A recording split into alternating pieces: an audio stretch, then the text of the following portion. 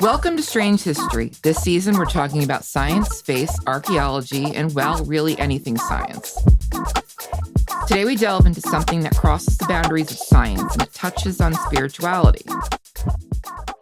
A lot of things from ancient times are like this. You can't help, when talking about one, not have it tied to another. Have you ever heard of the Enuma Elish? We have all heard our creation story. Mostly what we hear today stems from the Bible. But if you go back further, you have the Enuma Elish. Enuma Elish is an ancient Mesopotamian creation epic that tells the tale of Marduk, the chief god of the city of Babylon.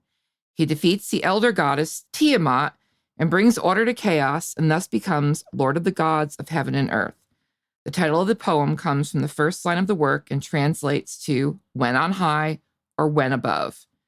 Enuma Elish, also known as the Epic of Creation, describes the origins of the universe, the rise of the gods, and the establishment of the human civilization. It is one of the oldest known creation myths and was composed in Akkadian, the language of ancient Mesopotamia. As a written text, it does not have the physical appearance like an object or a visual depiction. Instead, it exists as a series of cuneiform tablets. Cuneiform was one of the earliest writing systems developed by the ancient Sumerians in Mesopotamia, which is modern-day Iraq and Iran, around 3000 BC.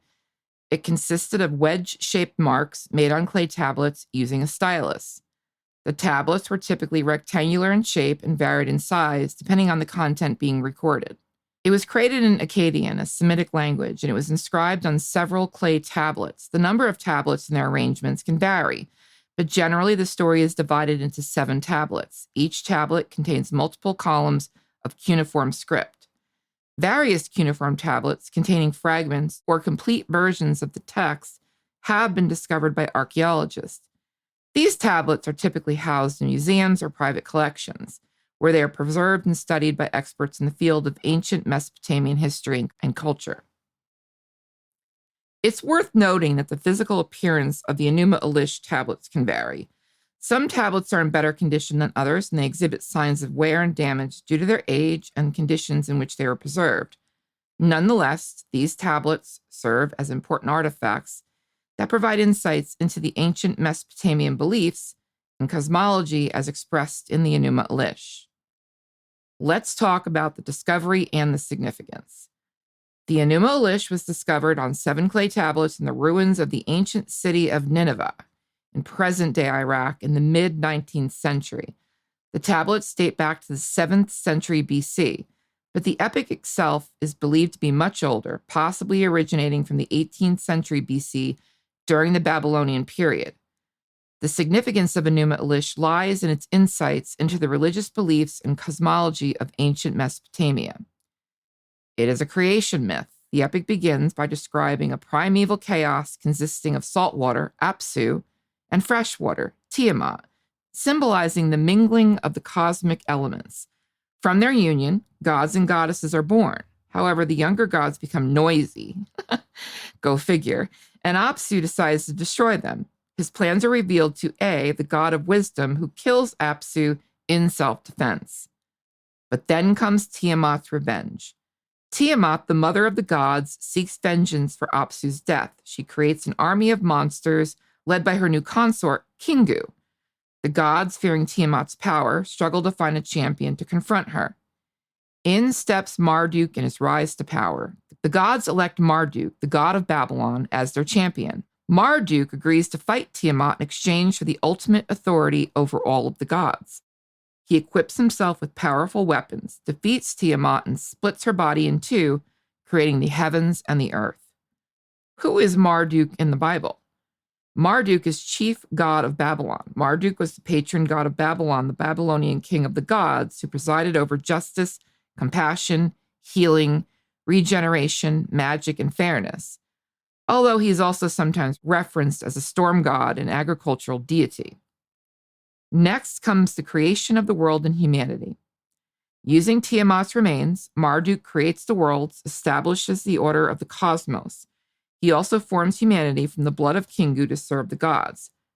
Humans are meant to be slaves to the gods and maintain order in the world. The enthronement of Marduk comes next. The gods, impressed by Marduk's victory, grant him supreme power and establish his city, Babylon, as the center of the universe.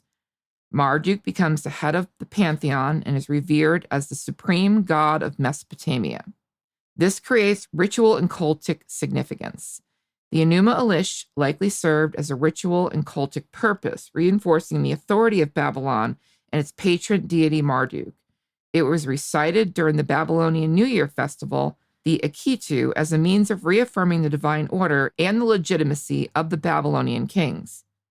The Enuma Elish provides valuable insights into the worldview and cosmological beliefs of ancient Mesopotamia.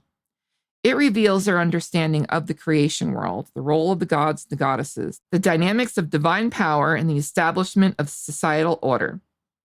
It's important to note that the Enuma Elish is just one of many ancient Mesopotamian creation myths, and it reflects the religious and cultural context of Babylon during its time. There are several translations of the Enuma Elish available in English. If you look on Amazon, I'm sure you can buy one, or Google. Those two places you can seem to find anything these days. What is the difference between the Genesis and the Enuma Elish? To answer briefly, while Enuma Elish, the creation of human beings, is an afterthought, and their purpose is to serve as an accoutrement to the lifestyle of the gods, the creation of Genesis puts human beings in the place of the gods. What religion was in Babylon? Well, it was polytheistic. Babylons were polytheistic and worshipped a large pantheon of gods and goddesses. Some of the gods were state deities like Marduk, the chief patron god of Babylon, who dwelled in a towering temple. Others were personal gods that families worshipped at humble home shrines. But who is the first known god? Ishtar. Ishtar is the earliest deity in written evidence, and spoiler, the first known god was a woman, as it should be. Ishtar dates back to the late Uric period of Sumer in southern Mesopotamia from around the 5th century BC, a period we might call the very dawn of history. In later centuries, the Akkadians, Babylonians, and Assyrians called her Ishtar. What is the difference between the Enuma Elish and the Epic of Gilgamesh? The Enuma Elish and the Epic of Gilgamesh are two of the most significant literary masterpieces in Mesopotamian culture. Enuma Elish is a creation myth that covers the beginning of the cosmos as well as the origins of the gods, whereas the Epic of Gilgamesh is a story about a king's search for immortality. Does the Enuma Elish predate Genesis? Of these, the Enuma Elish and the Epic of Gilgamesh are the most prominent. Both predate the earliest texts of Genesis by at least a millennium. The Enuma Elish narrates the conflict and struggles between the different generations of gods, culminating in the rise of the present order, which is upheld by the god Marduk. So how does the oldest evidence of writing on this earth influence today's world? The Enuma Elish had a significant influence on culture today, particularly in the fields of literature, religion, and mythology. Literary influence. The Enuma Elish is considered one of the oldest known creation myths. Its themes and narrative structures have influenced numbers of works of literature and inspired other creation stories in different cultures. Its influence can be seen in the works of John Milton's Paradise Lost, which drew upon the epic tradition and themes found in the Enuma Elish. Its religious and mythological influence went as such. The Enuma Elish was deeply embedded in the religious and mythological beliefs of ancient Mesopotamia. It depicts a struggle between gods and the establishment of the divine order in the cosmos. Some elements of the Enuma Elish, such as the concept of primeval chaos and the battle between gods, can be found in later religious and mythological traditions.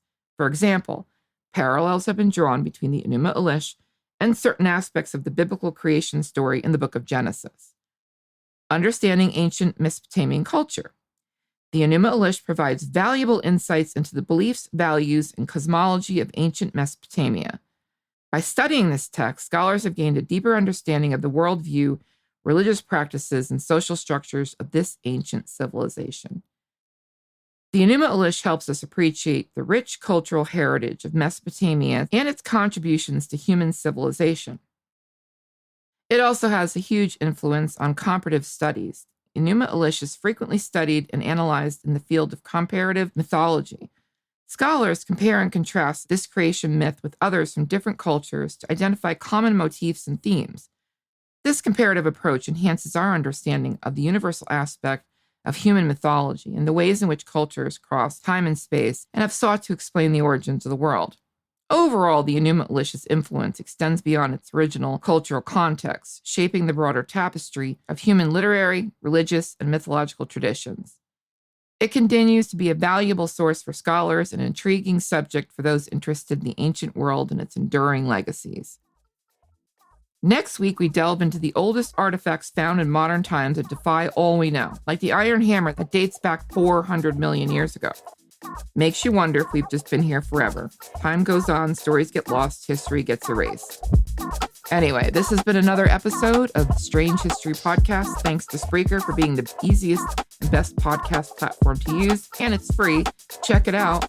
Thank you, Darkcast Network, and thank you to one of my favorite humans on this earth, Dead to Me Productions, for making me sound like I know what I'm doing every week. Peace out. Yay!